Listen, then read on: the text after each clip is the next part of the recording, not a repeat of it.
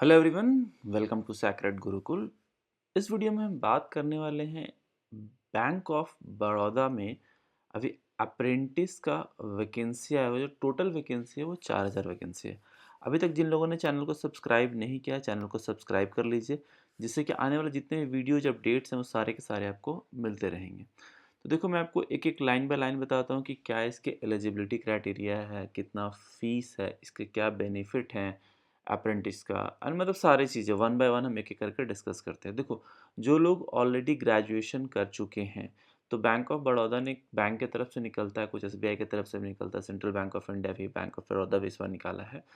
तो बैंक की तरफ से अप्रेंटिस में बेसिकली क्या होता है ना, कि आपको एक ट्रेनिंग मिलता है बैंक के तरफ से। बैंक का कल्चर हो गया, अकाउंटिंग के बारे में, अकाउंट ओपन के बारे में, मतलब टोटल कि फाइल मैनेजमेंट कैसे होता है, सारी चीज़ें आपको उस 1 साल के अंदर ट्रेनिंग मिलता है। इसके साथ साथ आपको स्टाइपेंड भी मिलता है, ऐसा नहीं कि स्टाइपेंड नहीं मिलता है।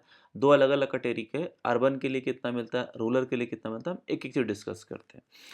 देखो, as per the apprentice rule act 1961 के अकॉर्डिंगली बैंक ऑफ बड़ौदा ने इस बार निकाला 4,000। स्टेट के में डिस्ट्रिक्ट वाइज अलग-अलग हैं। मतलब कहने का मतलब है कि अगर स्टेट में कुछ डिस्ट्रिक्ट्स हैं, किस डिस्ट्रिक्ट में इतने वैकेंसी हैं, जनरल कितना, ओबीसी का कितना है, SC, ST and physically handicapped कितना है। जो रजिस्ट्रेशन स्टार्ट हो रहा है 19th ऑफ फेब से लेके लास्ट डेट है 11/3/2025। जिन लोगों को फॉर्म भरना है, लास्ट डेट का इंतजार ना करें, पहले ही फॉर्म भर दें। और जिस स्टेट के लिए आप फिल कर रहे हैं, उसका लोकल लैंग्वेज आपको बहुत इंपॉर्टेंट है जानना। तो ये कुछ डिटेलिंग दिया हुआ है यहाँ पे, 1 2 3 4 5 6 पॉइंट, अगर चाहो तो पढ़ सकते हो। कि candidate can apply the engagement in one state only, Aadhaar card होना चाहिए, मतलब सब कुछ जो बेसिक जो रिक्वायरमेंट होता है ना, वो सारी चीज़। तो ये सारी जो इंपॉर्टेंट जो लाइन है वहाँ पे आते हैं कि इसका जो मैक्सिमम जो एज क्राइटेरिया है, और मिनिमम मिनिमम 20 ईयर्स और मैक्सिमम 28 ईयर होना चाहिए। ये जनरल कैटेगरी के लिए। अगर हम ओबीसी और एससी एसटी की बात करते हैं या फिजिकली हैंडिकैप्टेड की बात करते हैं, तो जो गवर्नमेंट ऑफ इंडिया की तरफ से जो अ, छूट मिलता है, जैसे कि एससी एसटी के लिए 5 साल होता है और आपको ओबीसी के लिए 3 साल होता है, तो ये सारे के सारे आपको बेनिफिट मिलेंगे, राइट। तो 12 मंथ का जो प्रोग्राम है, 12 मंथ का ट्रेनिंग प्रोग्राम है। जिनके पास गवर्नमेंट का डिग्री है, कोई भी डिग्री चलेगा, ऐसा कोई इसमें स्पेसिफिक नहीं कहा है कि किसी पर्टिकुलर से होना चाहिए। इसमें लिखा हुआ है कि graduation degree in any discipline from a recognised university और equivalent qualification recognised by the central government.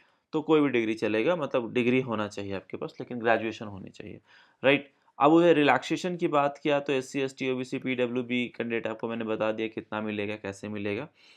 इसके बाद एक और लाइन लिखा है कि for the candidate registered under the national apprentice training scheme NATS, the date of passing their graduation should not more than 4 year preceding the cutoff date 1st of Feb 2025। अब देखो, state के accordingly vacancy निकाला है, state wise हो गया, union territories के accordingly हो गया, ये सारे के सारे आप देख लीजिए। जो कि टोटल वैकेंसी आप जिस स्टेट के, उस स्टेट के अकॉर्डिंग देखिए, जो कैटेगरी, जैसे कि मान के चलते हैं आंध्र प्रदेश, तो आंध्र प्रदेश में टोटल नंबर ऑफ वैकेंसी 59 है। इसमें एससी का 9 वैकेंसी है, एसटी का 4 वैकेंसी है, ओबीसी का 15 वैकेंसी है, ईडब्ल्यूएस का 5 वैकेंसी है और जनरल का 26 वैकेंसी है।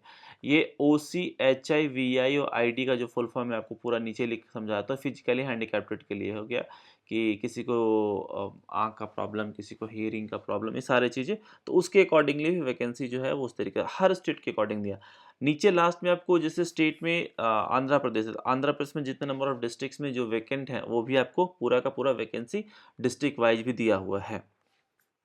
टोटल 4,000 वैकेंसी यहाँ पे देख ले, टोटल नंबर ऑफ वैकेंसी 4,000 है। इस बात का आपको ध्यान रखने के, जिस स्टेट का आपको लोकल लैंग्वेज आता है वो नीचे मेंशन किया हुआ है, उस स्टेट का फॉर्म भरिएगा। ऐसा नहीं कि आप किसी भी स्टेट को उठा के भर देंगे, राइट। देखो, स्टेट वाइज मतलब डिस्ट्रिक्ट वाइज वैकेंसी, जैसे कि अब बिहार को ले लेते हैं, तो बिहार का लेते हैं, तो 120 टोटल वैकेंसी है बिहार का, राइट। दरभंगा में 10 सीट है, गया में 10 सीट है, मुजफ्फरपुर में 10 सीट है, पटना में 80 सीट है और पूर्णिया में 10 सीट है।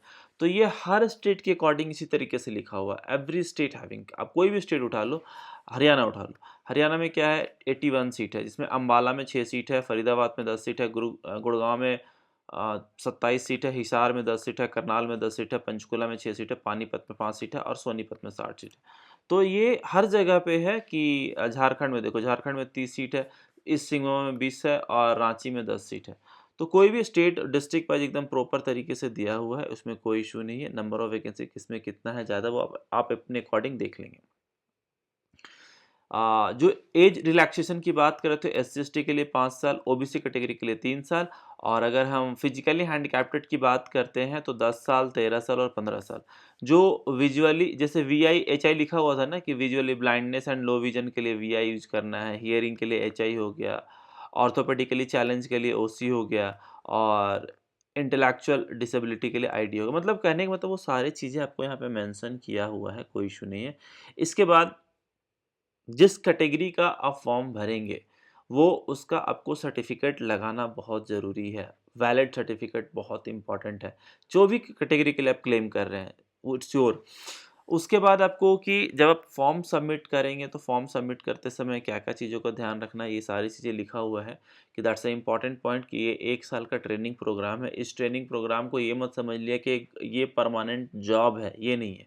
ये साफ-साफ लिखा हुआ है एडवर्टाइज़मेंट में, ये कोई परमानेंट जॉब नहीं है, सिर्फ़ और सिर्फ़ 1 साल का ट्रेनिंग प्रोग्राम है, जो बैंक के द्वारा दिया जाता है, बैंक का कल्चर एंड और सारी चीज़ें आपको समझने के लिए, राइट?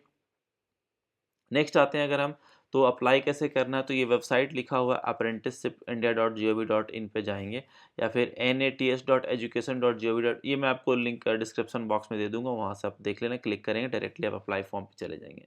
इसमें जब फॉर्म भरेंगे तो किन-किन चीज़ों का ध्यान रखेंगे, आधार कार्ड का कॉपी फ्रंट और बैक को 1 एमबी से कम हो, इससे इम्पोर्टेंट पार्ट 1 एमबी से कम होना चाहिए, लेस देन 1 एमबी। फिर उसके बाद पैन कार्ड होना चाहिए, ईमेल आईडी होना चाहिए, मोबाइल नंबर होना चाहिए, फिर कलर फ़ोटो जो कि 3 महीने से ज़्यादा पुराना नहीं होना चाहिए, इसमें नहीं लिखा हुआ बट ऐसा ही होता है।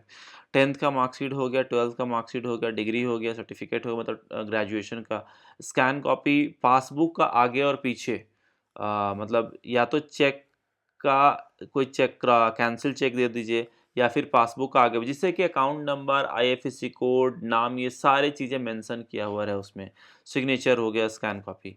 तो ये इम्पोर्टेंट है, फॉर्म भरते समय सारी चीज़ें आपको एक साथ रख के ही आपको अप्लाई करना है, राइट? तो those register on nits, NATS portal पे जिन लोगों ने रजिस्टर किया है, ये पोर्टल का है लॉग आईडी, मतलब तो उसका यूज़र आईडी पासवर्ड आप यूज़ कर सकते हो। सारी चीज़ें यहाँ पे मेंशन किया हुआ है, अगर कोई दिक्कत है तो आप इस ईमेल आईडी पे मेल भी कर सकते हैं। बट वैसे ज़रूरत नहीं पड़ता है, क्योंकि ए स्टेप बाय स्टेप सारी चीज़ें ओपन हो जाता है। अगर कोई दिक्कत आता है, आप कमेंट सेक्शन में कमेंट करके भी पूछ सकते हैं, तो हम लोग यहाँ से रिवर्ट कर दें कहाँ पे आपको दिक्कत है। ठीक है, ये मेल आईडी दिया हुआ है इनका। इसके साथ-साथ अब सिलेक्शन प्रोसेस की बात करें, सबसे पहले एक ऑनलाइन एग्ज़ाम होगा, ऑनलाइन एग्ज़ाम के बाद डॉक्यूमेंट वेरिफिकेशन होगा, डॉक्यूमेंट वेरिफिकेशन में लोकल लैंग्वेज का टेस्ट होगा, लोकल लैंग्वेज के बाद आपको फाइनल मेरिट लिस्ट आता है। फाइनल मेरिट लिस्ट के साथ-साथ कुछ लोगों के लिए वेटिंग भी रखा था, जो लोग जॉइन नहीं करते तो वेटिंग वालों को वो लोग फिर बुला लेते हैं। इसके साथ जो क्वेश्चन एग्जामिनेशन ऑनलाइन एग्जाम का जो पैटर्न रहता है, जनरल अवेयरनेस, मतलब जनरल फाइनेंस अवेयरनेस और क्वांटिटेटिव रीजनिंग एंड एप्टीट्यूड हो गया, कंप्यूटर नॉलेज है, जनरल इंग्लिश। टोटल 100 क्वेश्चन है, 100 मार्क्स है, ठीक है। 60 मिनट का समय है, हिंदी और English mode of the test है, मीडियम ऑफ द टेस्ट है। उसके बाद डॉक्यूमेंट वेरिफिकेशन, जो लोग क्वालिफाई कर जाएंगे वो वेबसाइट पे आ जाता है पूरा का पूरा कि कौन कौन लोगों ने क्वालिफाई किया, किन किन का डॉक्यूमेंट वेरिफिकेशन हुआ। उसके बाद आपको डॉक्यूमेंट वेरिफिकेशन, जो आप डॉक्यूमेंट सबमिट करते हैं, बहुत इंपॉर्टेंट पार्ट है कि जब डॉक्यूमेंट कोई भी लगाते हैं तो इस चीज़ को ध्यान रखना कि कौन सा डॉक्यूमेंट आपने लगाया है क्या नहीं है, राइट? और कोई भी वैलिड डॉक्यूमेंट होना चाहिए, इनवैलिड डॉक्यूमेंट नहीं होना चाहिए। फिर उसके बाद टेस्ट, लोकल लैंग्वेज का टेस्ट होता है, जैसे कि लोकल लैंग्वेज लाइक इस तरीके से कि अगर आप आंध्र प्रदेश से बिलोंग करते हैं तो तेलुगु और उर्दू आना चाहिए, ये दोनों में आपको क्लियर हो जाए। अगर बिहार से हैं तो हिंदी और उर्दू, दोनों में से कोई एक, ऐसा नहीं कि दोनों लैंग्वेज जरूरी, दोनों में से कोई एक आना चाहिए। चंडीगढ़ जैसे कि यूनियन टेरिटरी है तो हिंदी और पंजाबी होगा, दिल्ली के लिए हिंदी चाहिए। तो इस तरीके से लोकल लैंग्वेज, आपको ये चीज़ें वहीं फॉर्म भरिएगा जहाँ का आपको लोकल लैंग्वेज आता हो, राइट?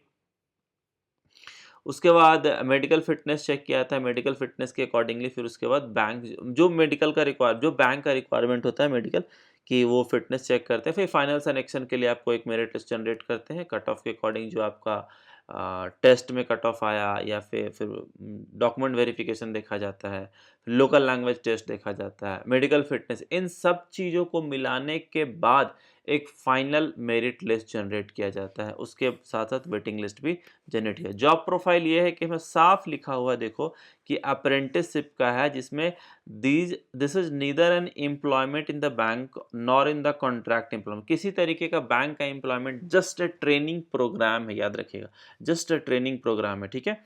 तो कॉन्ट्रैक्ट फॉर द अप्रेंटिसशिप का जो होता है वो 1 साल का होता है, वो मैं आपको पहले ही बता दिया हूँ।